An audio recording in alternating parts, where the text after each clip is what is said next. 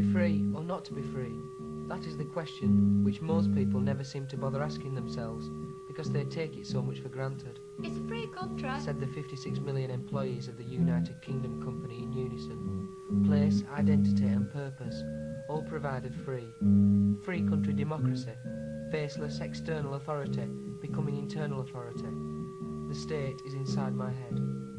The United Kingdom Company calls this authority freedom. I call it a sick society in a depressed state. Great Britain. It said in the papers, Britain is great once again. Margaret Thatcher said, the spirit of the Falklands is Britain at its best. Britain at its murdering, bloodletting, bigot at best. United Kingdom. Margaret Thatcher offers national pride as a unifying force, as compensation for people's individual insignificance, as a cover for people's personal anxieties, as a means of diverting attention from the needs of a discontented, disunited people. Governments need a divided people to make control cheap, easy and effective. Thus we are fed on bullshit from the day birth. It is a safe bet that whatever the UKC says, they mean exactly the opposite. Needful to say, we are not at all great, we are not united, and we are certainly not free. And you ask them, the United Kingdom Company employees, or ask yourself. What's wrong? Nothing. Why are you unhappy? I'm not. Why are you being so defensive? I'm not. The second line of defence, to deny all knowledge of the disease. Deny it again and again, and people will start to believe you. The United Kingdom Company operates on this principle. The problem is, we cannot cure ourselves until we realise and admit that we are sick. Where did it all begin?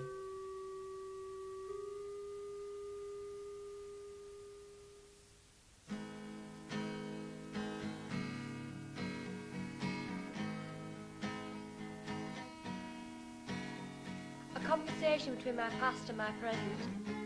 The manipulation of my childhood. Only this time, I choose. At the christening, the baby started crying. I felt both happiness and sadness at this. Happiness, because I'd quite forgotten how real free speech sounds. And sadness, because this was its last bastion.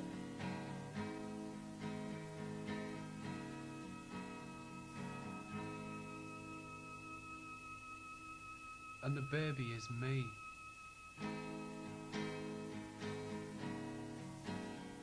The United Kingdom Company, the system with which I was associated from day birth.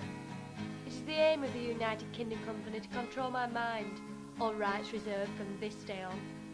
You were born on United Kingdom Company soil. You belong to the United Kingdom Company. You will serve the United Kingdom Company. A predestination, the nation with which I will freely associate myself.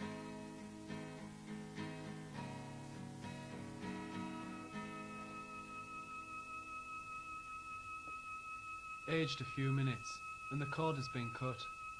Mummy's tummy is now strictly out of bounds. More importantly, I'm not just Mummy's baby anymore. Where's Daddy? Oh, it's okay. He's here.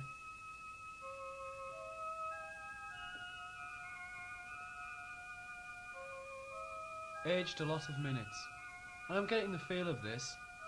Mum stays at home and keeps me in clean nappies, whilst Dad goes to work and keeps us all. It seems fair enough to me.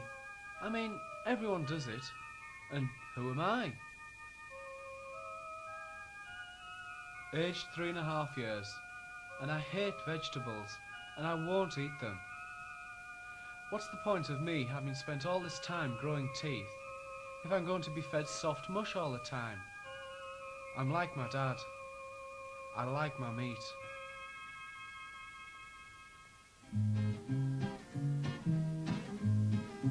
A bedtime story. Robin Hood came upon a narrow footbridge over a wide river. He began walking across the bridge, only to be met halfway by Little John. Neither Robin Hood nor Little John could pass because the bridge was too narrow. Both men were cross and refused to turn back.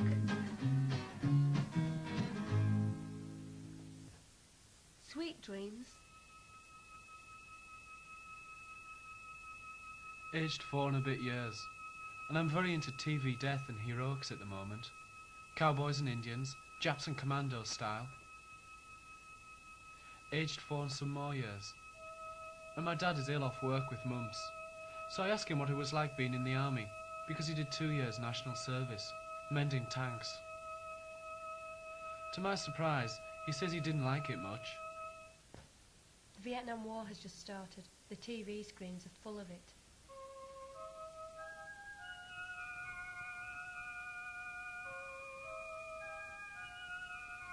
Aged 4.5 years, and I go to school where they teach me not to cry. The teacher says, be quiet and don't cry. Mummy's not around if I do cry, so it won't do me any good. When I want loving better, it's tough. I have to wait until I get home, but by that time I don't feel it anymore. The teacher says, you're a big boy now.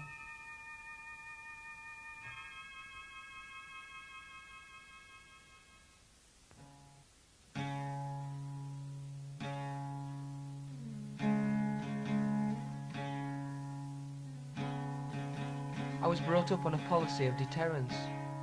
Don't step out of line and you'll do just fine. Soldiers get along just fine, marching in straight lines, but they aren't allowed to look to the sides, unless the sergeant says, eyes right.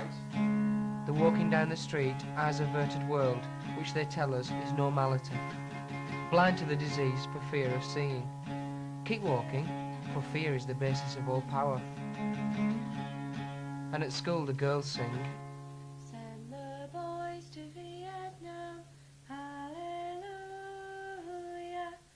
Send the boys to Vietnam, hallelujah.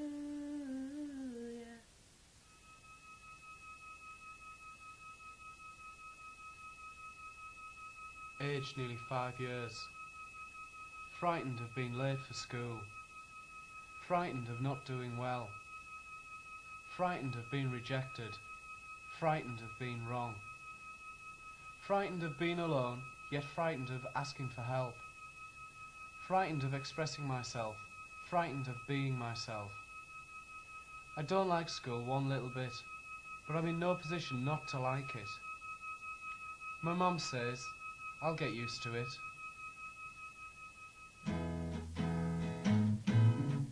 being brought up to be normal, to be well adapted, is being brought up to say not what I think, but that which I will not be punished for.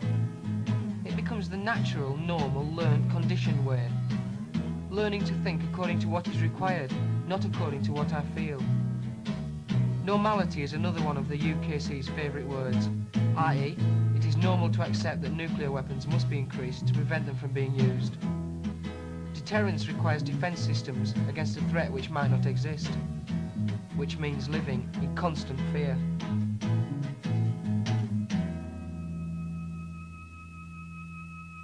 Still aged nearly 5 years, and I daren't open my mouth. Silence is the best policy, I think. That way, I won't anger anyone, and I won't get punished. Defence systems. Fear becomes part of my life. Silence becomes the first line of defence. And if you dare open your mouth, you ask the United Kingdom Company employers, or yourself, about normality, the state of the world, war, poverty, starvation, death, violence on our streets, and they'll look at you blankly and say, It's mindless. and it won't trouble their minds any more than that. Fear destroys people's faith in themselves and in each other. Fear destroys our natural inclinations to be with one another and to live with one another. Fear prevents us from talking to each other. Fear makes us want to kick the fuck out of each other. Fear leaves us divided and ruled. Advert. Parent says to child. Don't speak until you're spoken to. Aged 6 years, and I daren't open my mouth, but I can still think. That's stupid. If everybody only spoke when they were spoken to, then nobody would speak. No, silly. It means that grown-ups do all the talking. But adults are quieter than children. Think about it. Adults are more defensive and more restrained. Adults are less straightforward and less honest than children. I am very much an only speak when spoken to child. This is how the UKC wants me to be, expects me to be, needs me to be. The authority enters me, becoming part of me, eating away at my real self and poisoning my relationships with other people. Aged 7 years. And my mum was right. School's not that bad after all. Girls are soft and soppy.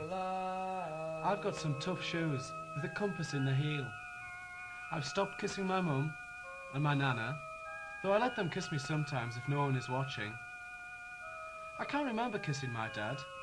His face is too prickly, and he'll give me chin pie. And besides, boys don't kiss each other, they fight each other.